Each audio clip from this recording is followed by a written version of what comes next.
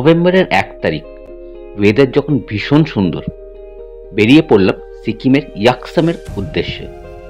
তবে মাঝখানে একটা নতুন অজানা গ্রামে আমি থেকে গেছিলাম, যে গ্রামটির আগে কোনো ভিডিও হয়েছে বলে আমার মনে হয় না। আর সেই গ্রামটির গল্প নিয়ে আমার আজকের এই ভিডিওটা।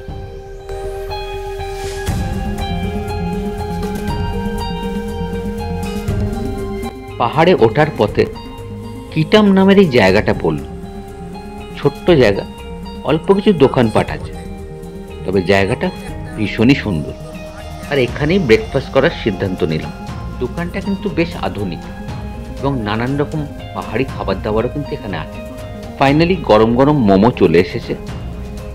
আর এই পরিবেশে পাহাড়ের মাঝখানে বসে মোমো খাওয়ার একটা আলাদাই আনন্দ।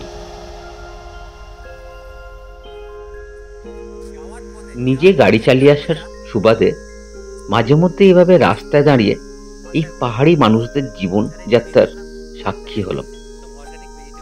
যেমন এই ছোট্ট দোকানটি, এই দিদি চালায়, অর্গানিক শাকসবজি বিক্রি করেন। আরও একটা জিনিস, এই ওয়াইনটা কিন্তু এখানে হ্যান্ডমেড, সিকিমে অনেক জায়গায় পাওয়া যায়। আরও কিছুটা গাড়ি চালানোর পর রাস্তায় পড়ল একটি মোনাস্ট্রি। মোনাস্ট্রিটির নাম সুন্দ্রুপ থারচিন চোলিং মোনাস্ট্রি, আর জায়গাটির নাম হলো জৌবাড়ি। তবে মোনাস্ট্রিটি বন্ধ ছিল, তাই ভেতরে যেতে পারলাম না। তবে পারিপার্শ্বিক পরিবেশ দেখে মুগ্ধ হয়ে গেলাম।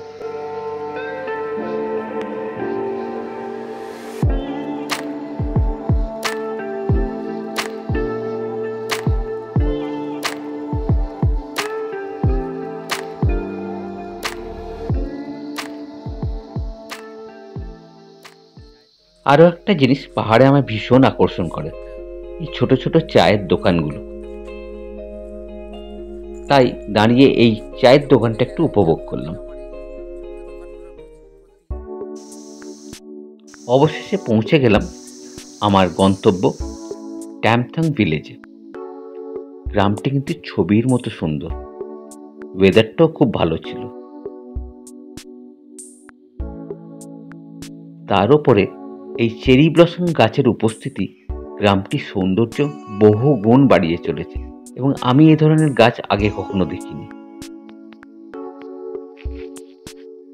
ড্যামথাংয়ের এই জায়গাটিকে স্থানীয় লোকেরা ডিউ ভিলেজ বলে।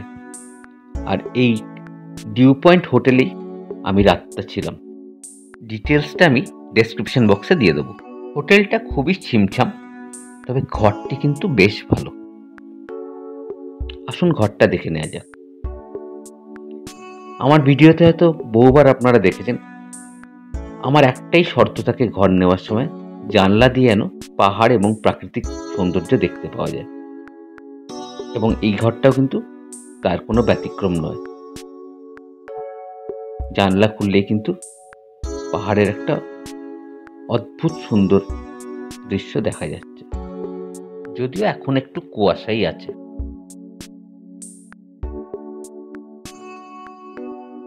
এদিকে আরো একটা জানলা আছে, সেখান দিয়েও কিন্তু ভিউটা বেশ ভালো। অফ সিজন থাকায় হোটেল ভাড়া নিয়েছিল 1000 টাকা করে। তবে হোটেলের খাওয়া দাওয়া ভীষণই সুন্দর, তবে যা খাবেন আগে থেকে বলে দিতে হয়। সামনে যে রাস্তাটা দেখা যাচ্ছে, এই রাস্তা দিয়ে কিন্তু সোজা চলে গেলে রাবাংলা চলে যাওয়া যায়। তাই রাবাংলা যাওয়ার যে কোনো গাড়িতে কিন্তু এই ড্যামথাংয়ের ডিউ ভিলেজে পৌঁছে যেতে পারবেন।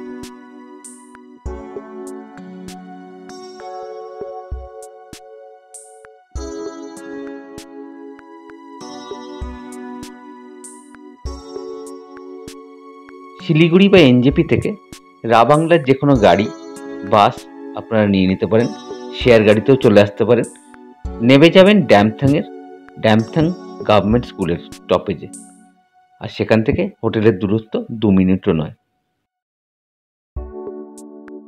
এখন আমি চলে এসেছি ডিউ ভিলেজ থেকে 2 কিলোমিটার দূরত্বে চেমচে গ্রামে।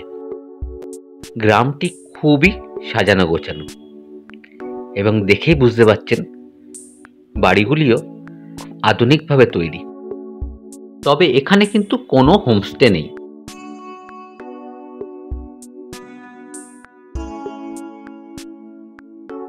অবাক হয়ে গেলাম একটি ব্যাপারে, গ্রামটি যেন রূপকথার কোনো এক দুষ্টু জাদুকরের মন্ত্র বলে আজ একদমই জনশূন্য।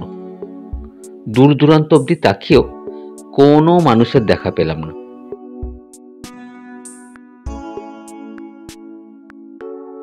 একটি দোকান দেখা যাচ্ছে, সেখানেও ঢুকলাম, কিন্তু তারও একই অবস্থা, কোনো লোক নেই।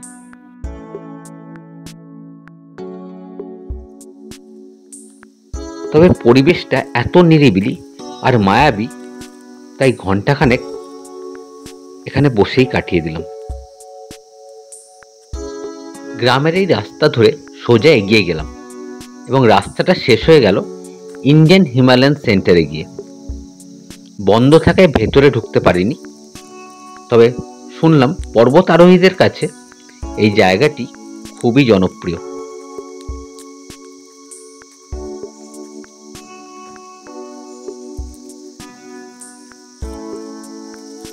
চিমচে গ্রামটা কিন্তু ভীষণই নিরিবিলি। আমি অনেকক্ষণ থেকেও দুজনের বেশি মানুষ কিন্তু এখানে দেখিনি এখন অবধি, তবে ভীষণ পিসফুল।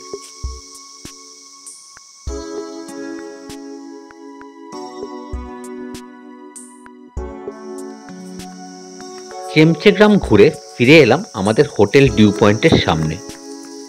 আর হোটেলের ঠিক উল্টো দিকে একটা রাস্তা পাহাড়ের ওপরে উঠে যাচ্ছে। হোটেলের ম্যানেজারের থেকে জানলাম ওপরে একটা ছোট্ট মনাস্ট্রি আছে। পাহাড়ে হাঁটতে আমার খুবই ভালো লাগে, তাই এগিয়ে গেলাম মনাস্ট্রির সন্ধানে। দেখা যাক মনাস্ট্রিটা।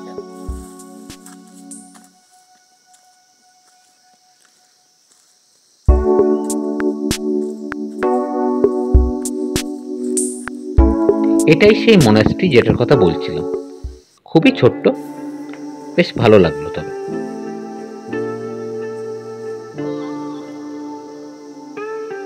মনাস্ট্রি থেকে চলে গেলাম একটি চার্চ। এখানে কিন্তু আমার জীবনের একটা বেশ মনে রাখার মতো ঘটনা ঘটল। এই চার্চে কিছু সিকিমিস বাচ্চাগুলোর সাথে গিটার বাজিয়ে একটা অপূর্ব সময় কাটালাম।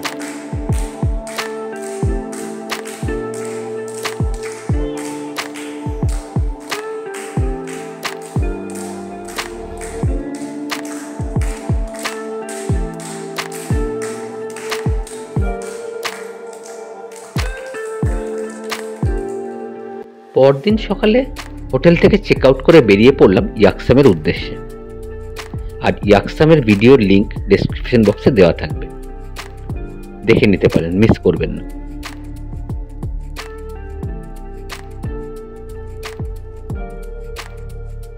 রাস্তায় দেখে নিলাম ডলিং মনাস্ট্রি নামে সিকিমের একটি নামকরা মনাস্ট্রি, যার কথা আমি অনেকবার আগেও শুনেছি।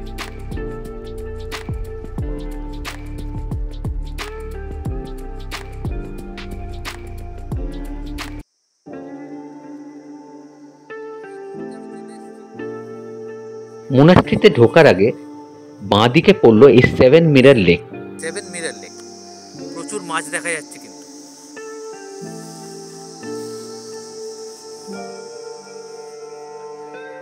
চারিদিকে পাহাড়ে ঘেরা এই লেকটির জল ভীষণই পরিষ্কার, আর প্রচুর মাছও দেখতে পেলাম।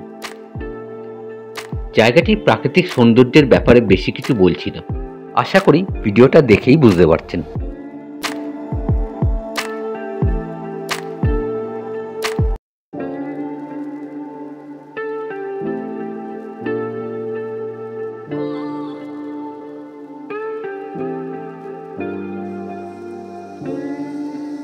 এখান থেকে মিনিট 5 হেঁটেই পৌঁছে গেলাম সেই ডলিং মনাস্ট্রি।